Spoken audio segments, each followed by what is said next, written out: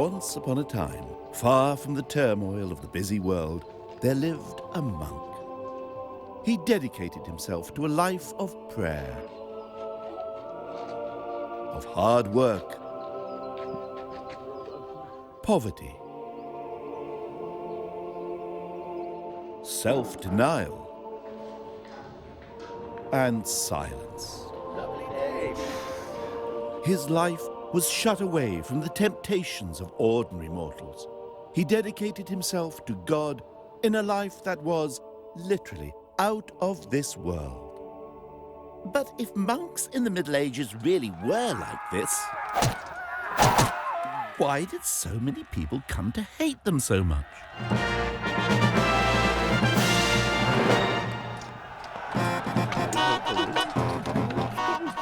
At the Abbey of Bury St Edmunds in 1327, the last thing the monks had on their minds was the contemplative life.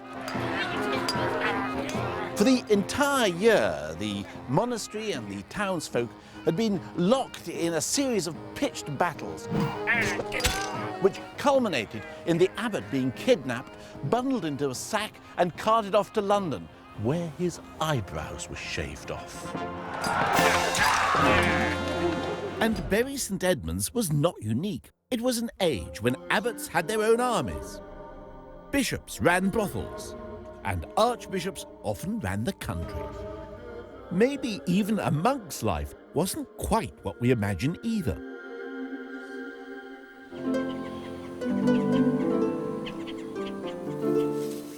The idea of living a life cut off from your fellow men in order to worship God didn't really get going in the West until around 500 AD, when an Italian by the name of Benedict decided to escape city life and hide himself away in these mountains. Benedict hadn't liked Rome. For his taste, there was far too much eating, drinking, and sex, and generally having a good time. What he was looking for was a nice cave with no fitted carpets and no plumbing.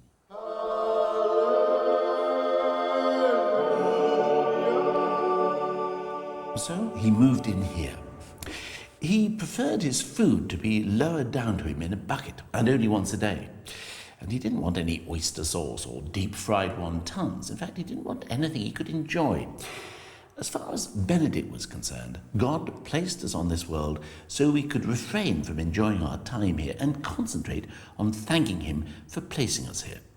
It's a curious philosophy, but one which seems to have had a lot of appeal. My soul doth magnify the Lord. Benedict just couldn't keep a good thing like this to himself, and soon there were lots of other would-be hermits joining him so they could not enjoy themselves in solitude together in the company of the great man.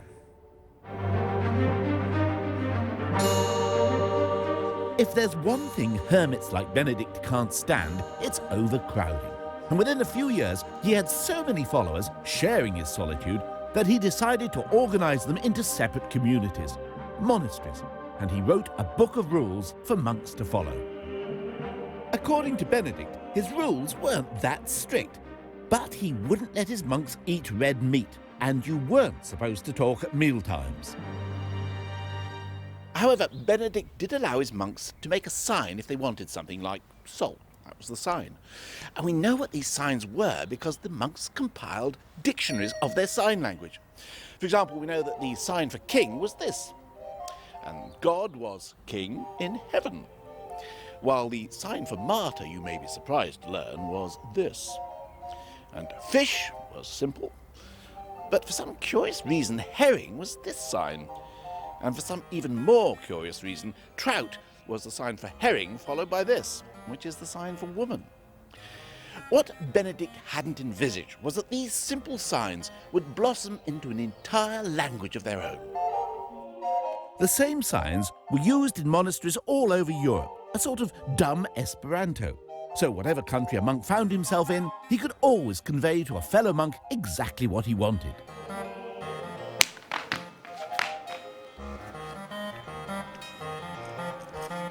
St. Benedict's Book of Rules became famous, and his monasteries flourished. In the 13th century, one was built on top of Benedict's actual cave. the monastery of San Benedetto perches halfway up the sheer rock face where Benedict sought solitude. I was shown round by the unlikely figure of an Australian monk who came here 41 years ago. So, Father Giovanni, can you tell me about this painting over here? Yes, an episode of the life of St. Benedict. What's he doing? In one of the monasteries founded by the saint in this valley, there was a lazy monk. Yeah. He didn't want to stand in the chapel during the prayer. It was the devil who was pulling him out, see? On the right, you see St. Benedict, who cured this lazy monk with a stick, with a hiding. He beat him. Not a popular method today, is it? No. There's St. Benedict during the temptation. See the devil there? He's breathing sort of fire, isn't he? Exactly. Yeah. There's a third devil here. Let's have a look. That's the main devil. Behind bars, is he? He's meant to be kept in prison, is he? Yes. Benedict has got him in jail. Exactly. He got him. How, when the monastic movement is really, monks are taking themselves away from the world, how is it they've had any effect on the world? Well, they take themselves away from the world to conquer the world. Solitude, silence, that's the method, eh? The main work of the monks is prayer. Ora et labor, prayer and work. The monks had to support themselves and supply their own needs, so they could keep their distance from the world. But keeping away from the world was to prove the one thing that monasteries weren't very good at. The unworldliness of monks just wasn't destined to last. And ironically, it began to break down because of people's belief in the power of prayer and in the idea that the purer and simpler the life you led, the more likely God was to listen. And since monks were supposed to lead purer and simpler lives than anyone else, their prayers were seen as a hotline to God. Rich folk and warriors began to pay monks to do all the praying they were too busy to do for themselves. Prayer became a commodity. It gained a commercial value, and that was to prove the undoing of the whole system. It was a pretty rough world outside the monastery wall. After all, fighting men were professionally engaged in the business of breaking commandments, especially that one that said, "Thou shalt not kill." A warrior's soul was not an easy one to save. In fact, it required a strenuous effort by a significant number of people to pray his way out.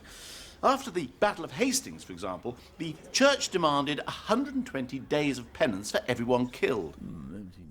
William the Conqueror, in his lifetime, must have been responsible for something like 10,000 deaths. That's about 3,300 years of penance. He wouldn't have finished yet, not until the year 4,366. However, if the work was split up amongst a couple of hundred monks, William could have his soul cleansed in less than 18 years. So he founded a string of abbeys to pray for his soul. In fact, anyone who had any money would deem it only wise to invest a bit of it in the innocence of monks. And far from living lives of extreme poverty and discomfort, monks began to find themselves as rich as Croesus.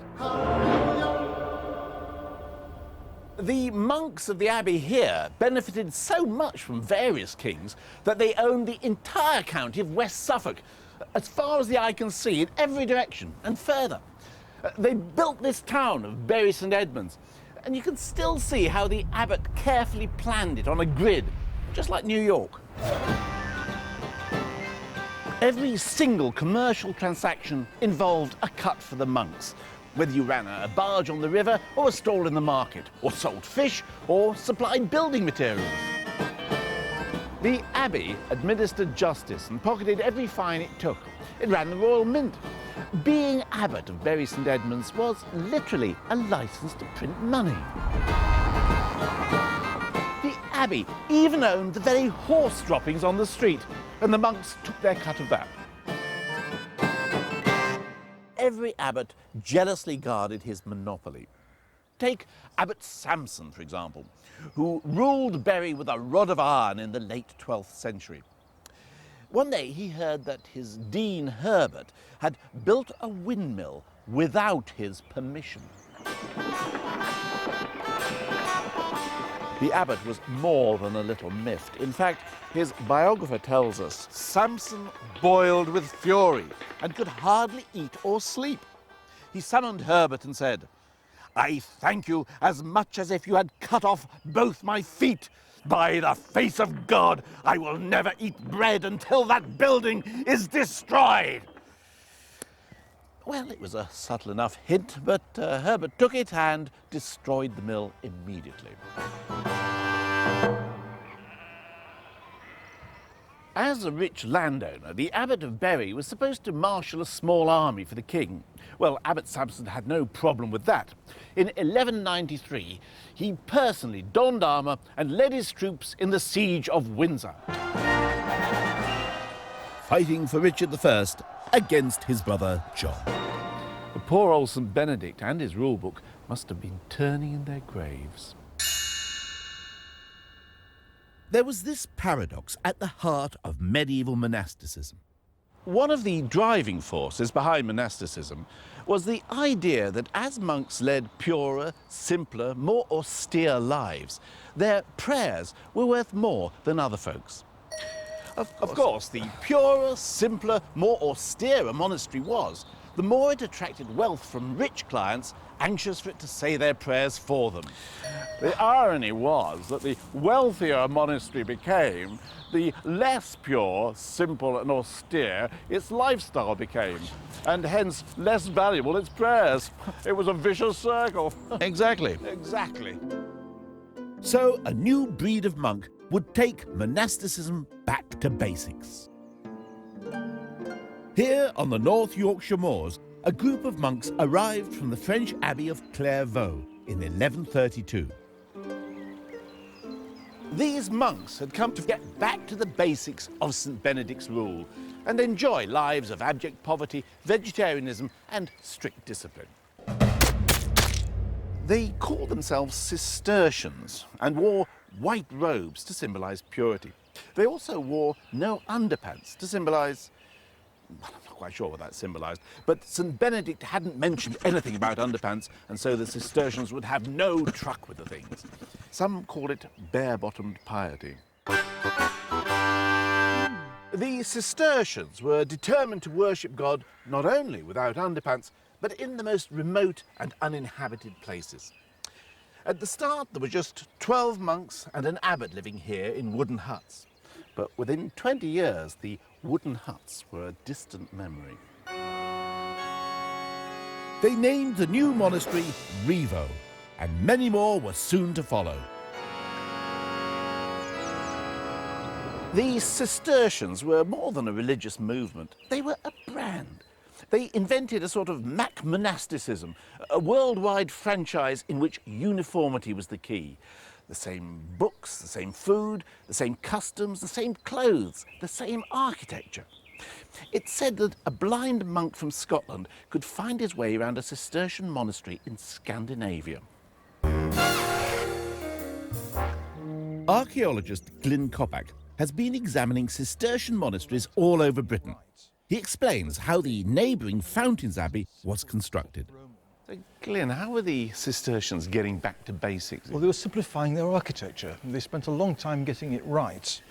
So you have simple pillars with pointed arches. And to add to the austerity, the whole thing is painted white.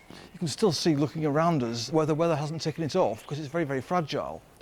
But the whole thing would have shone inside. So this kind of symbolic purity. Oh, absolutely. And in the windows, plain glass, no coloured glass. How do you know they had plain glass? Well, we've got some. Here's some Coincidence? we found earlier. You see, it's just a plain to touch it. green glass, yes? No colour in there. Yeah. And you don't see very many of these. This is a processional cross. This would normally be gold or silver. This is iron. It's as simple as you can get. Now why are they doing this? Who is this going to appeal to, this sort of this kind of austerity that they're putting Well, up? the simpler the religion, the harder the life, the more powerful the prayers. And the people they're appealing to are those who need the salvation more than most. The military classes, professional soldiers. The mill, the brewery, the kitchens and the latrines of the monastery were all fed by a sophisticated water supply. And in fact, when you go into the cloister, water comes out there in taps like this. A tap? This is a tap. God, it's got a little Celtic beast's head there. I've seen the holes there. Oh, I see. So that's off, and then to get the water coming through, you just turn it like that, and the water flows through. That's right. And then when you finish, you turn it back up, and it stops. That's brilliant. And this is so what date is this? That's about 1170. Now, this is the sort of thing that many of us didn't have until about 1920 in our own homes. The Cistercians weren't poor monks who arrived in Yorkshire by chance. The whole thing was run to a centrally coordinated business plan, and they were ruthless with anyone who happened to get in the way. One critic wrote, "They raise villages and turn out the parishioners who are reduced to poverty." The Cistercians were natural businessmen. At Fountains, they bred a super sheep, which produced the highest quality wool in Europe.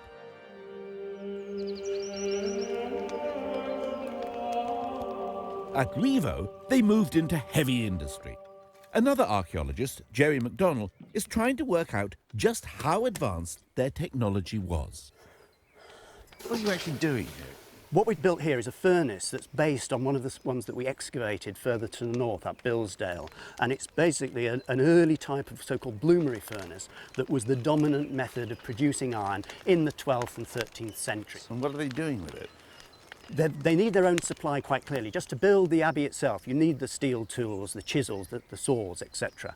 But also, for example, to shear the sheep, you need sheep shears, which are steel-edged tools. But the quantity that they're producing and the granges that they've got must have been producing far in excess of what they needed. So they were actually selling it on into the open market. The advantage of the Cistercians is they have a good European network, and so the ability for technological transfer within that group was very, very good. And so we know they were competent engineers, and so I'm sure that they were at the forefront of technology. As the Cistercian monasteries grew wealthier, so their architecture got more elaborate and decorated. By the 14th century, they'd be picking out these arches with lines of red paint.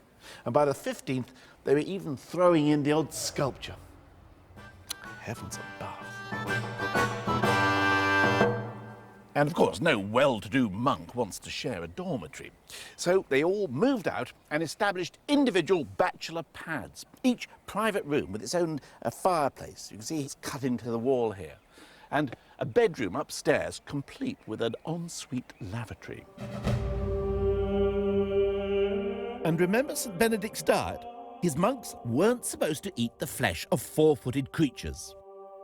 Monks, however, could eat meat if they were ill.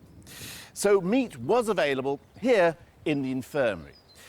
So, little by little, the brothers gave up eating in the refectory and started to take their meals here instead. Cistercian logic for you. It was another loophole, just like the one that allowed monks to get around the no talking at meals rule by using sign language. In fact, most of the signs were about food, which isn't surprising because in a monastery there was a lot of food to talk about. Here in Glastonbury, for example, the abbot's kitchen was one vast chimney. Every week contained at least one feast day in which the poor monks might have to deal with something like 16 courses.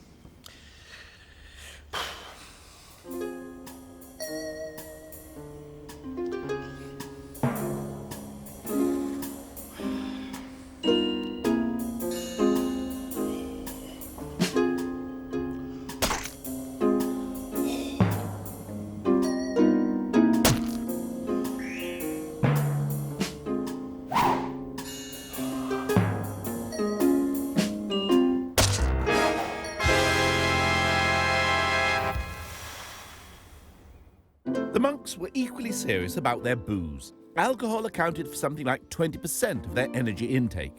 Nowadays it's about 5%. Well, maybe a bit more in my case. Of course, you've got to remember that it wasn't safe to drink the tap water. Still, it's a long way from Benedict's bucket.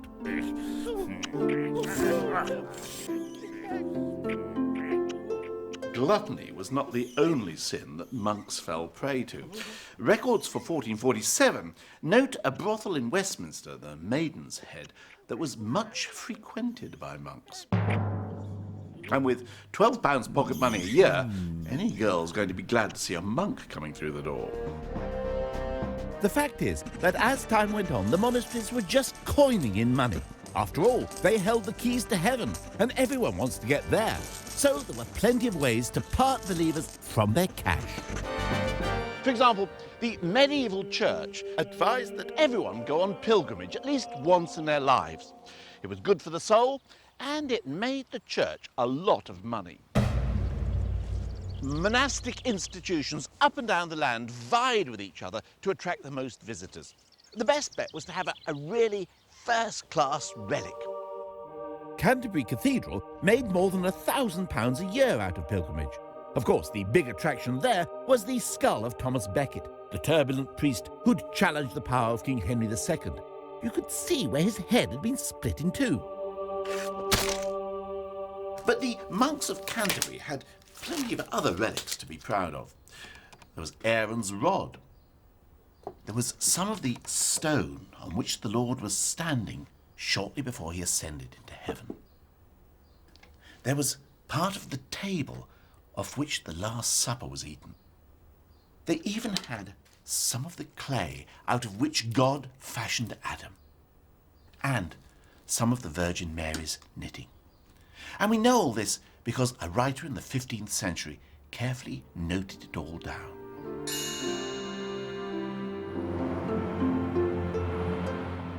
The monasteries and the medieval church itself had become, by the 14th century, one vast commercial enterprise. And the corporate HQ was here in Avignon. This was the seat of the popes from 1309 to 1377. And it was to here that the vast wealth of Christendom flowed in an endless stream of tithes, fines, bribes, and backhanders. The Pope must have presided over the greatest accumulation of wealth in the Western world, and he also had a lot of enemies. I'm pretty certain he didn't sleep easily in his bed at night. In fact, you can tell from his palace that he didn't. It's more like a fortress than a palace of paranoia, with a dark secret at its centre.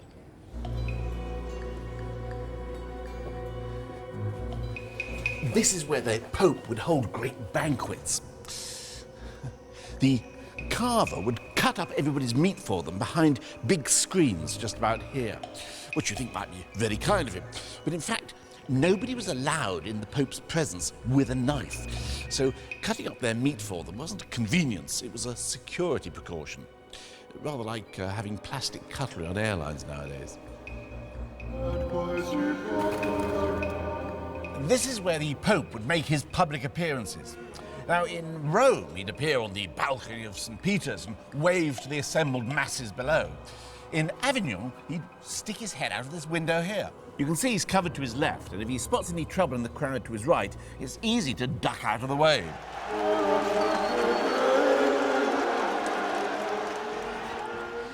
This is the Grand Treasury, where the Pope's accountants would get busy checking all the money that poured into the papal coffers.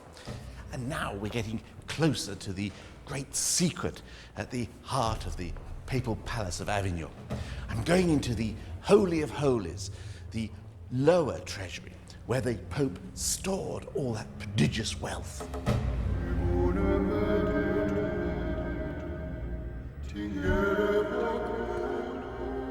This is where the tithes and offerings from people all over Europe ended up, deep in the bowels of this closely guarded fortress.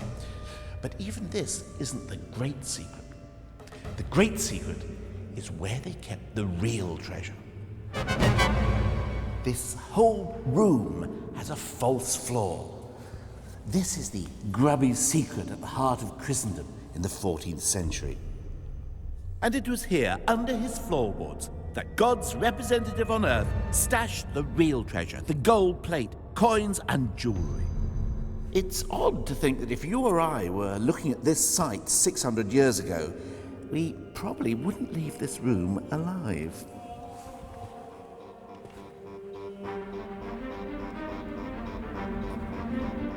wealth and power are inevitable bedfellows, and in the Middle Ages, the popes became rulers, great princes, vying with kings for territory and influence.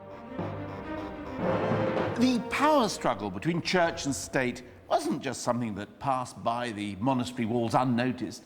It caught up the abbots and the priors and the monks, and it carried them along with it. As the power and wealth of the church and its monasteries grew, resentment amongst the laity also gathered momentum. In Bury St Edmunds in 1327, a group of townsfolk assembled here in the Guild Hall and swore an oath to destroy the power of the abbey.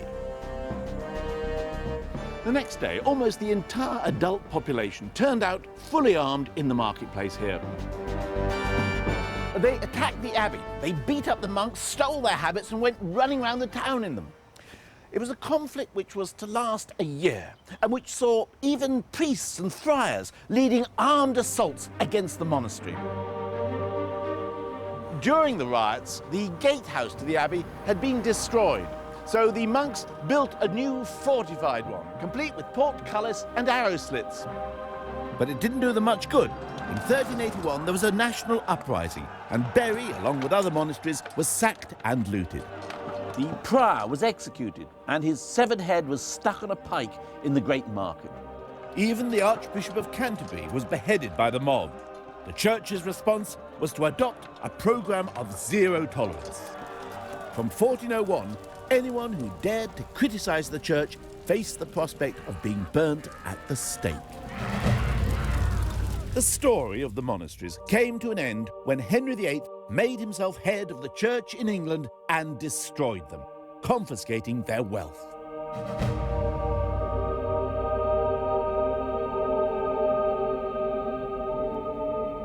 All we have now are these fairy ruins, a monument to an ideal of simplicity and piety that became corrupted on a magnificent scale. It seems to me, looking back through the monk's story, that once prayer acquired a monetary value, the game was up. The monasteries, the prayer factories, became commercial enterprises. And once that had happened, there was just no way they could fulfill their original function. The monks couldn't really cut themselves off forever from the wicked world. No matter how hard they tried, they were part of the wicked world. And what's more, very often they ran it.